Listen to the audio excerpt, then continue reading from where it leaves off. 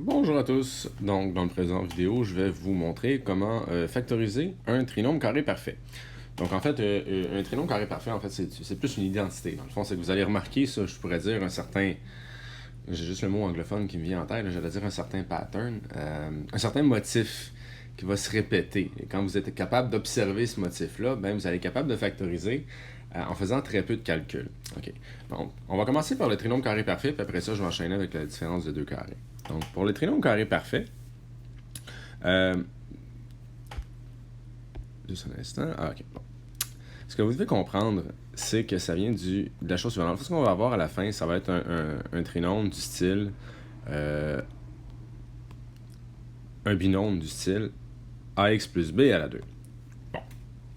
Je vais tout simplement commencer par le faire à l'envers. Donc, ici, je vais faire la double distributivité. Donc, je vais faire ax plus b fois ax plus b.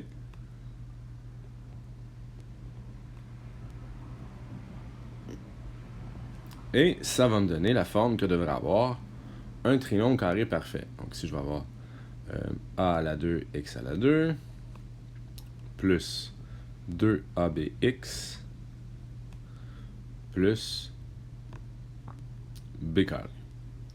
Donc si on remarque attentivement, ça veut donc dire que si on voit dans notre trinôme carré parfait, là, on est capable d'observer que lorsqu'on prend la racine carrée du a à la 2, qui va donner a, et que je prends la racine carrée du b à la 2, qui va donner b, ben ça va donner, dans le fond, si je multiplie par 2, ben ça va me donner 2ab. Donc dans le fond, si je suis capable de prendre la racine carrée du terme qui est devant le x à la 2, la racine carrée du terme qui n'a pas de variable, du terme constant, si je pourrais dire, et qu'en les multipliant ensemble, et par la suite, si je multiplie le résultat par 2, que ça me donne le terme, le terme qui est au centre, donc le terme qui multiplie le x, ben ça veut dire que je suis face à un trinôme carré parfait, et dans ce cas-là, je vais juste pouvoir aller écrire la réponse. Bon, c'est peut-être un peu abstrait, là, la façon dont je viens de l'expliquer. On va y aller avec un exemple un peu plus concret.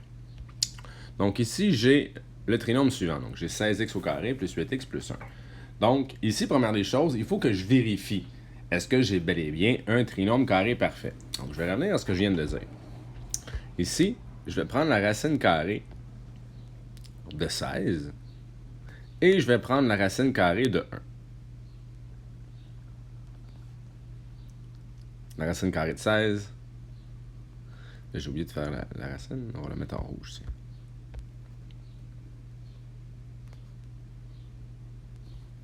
Ça va me donner, dans un côté, ça va me donner 4. Et ici, ça va me donner 1. Et par la suite, je prends ces deux résultats-là. Je les multiplie par 2. Et si le résultat est exactement le même que j'ai au centre de mon trinôme, si par exemple ce chiffre-là est exactement le même que le chiffre que j'ai ici, ça veut donc dire que j'ai un trinôme carré parfait. Et dans ce temps-là, c'est vraiment facile d'aller écrire notre réponse. Donc notre réponse ici, ça va être quelque chose à la 2. La racine carrée de 16, ça donnait 4, donc ça va être 4x. La racine carrée de 1, ça donnait 1, fait que j'avais un 1. Et ensuite de ça, pour déterminer quel va être le signe entre le 4x et le 1, il faut que j'aille observer quel est le signe du terme du milieu dans mon trinôme carré parfait. Donc ici, j'avais, on va aller envers, un plus dans mon terme du milieu. Ça veut donc dire que ici à l'intérieur, je vais avoir un plus. Donc, la factorisation du trinôme 16x à la 2 plus 8x plus 1, c'est 4x plus 1 à la 2. Faisons un deuxième exemple. Donc ici, j'ai fait exprès pour mettre un signe négatif. Donc évidemment, notre réponse, ça va être un binôme avec un moins entre mes deux termes. Donc ici, je vais tout simplement vérifier première des choses. Il faut tout le temps vérifier que c'est bel et bien un trinôme carré parfait, hein, parce qu'on ne peut pas le faire à tout moment. Donc c'est plutôt, en fait, plutôt rare qu'on a des trinômes carrés parfaits. Mais si on est capable de s'en rendre compte, ben, ça va beaucoup plus vite pour la factoriser. Donc ici, si je prends la racine carrée de 9 et la racine carrée de 4, ça me donne, on va écrire un petit peu plus gros, un petit peu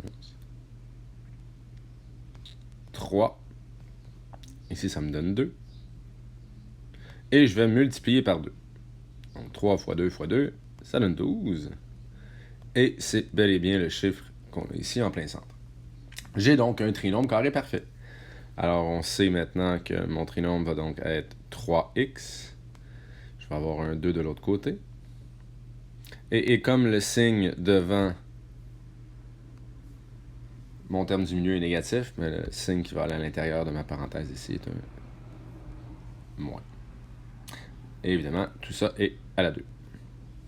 Alors voilà comment est-ce qu'on peut factoriser un trinôme carré parfait. Mais comme je disais, c'est quand même quelque chose qui ne s'observe pas nécessairement tout le temps. Alors, en fait, c'est même, je vous dirais, plutôt rarement.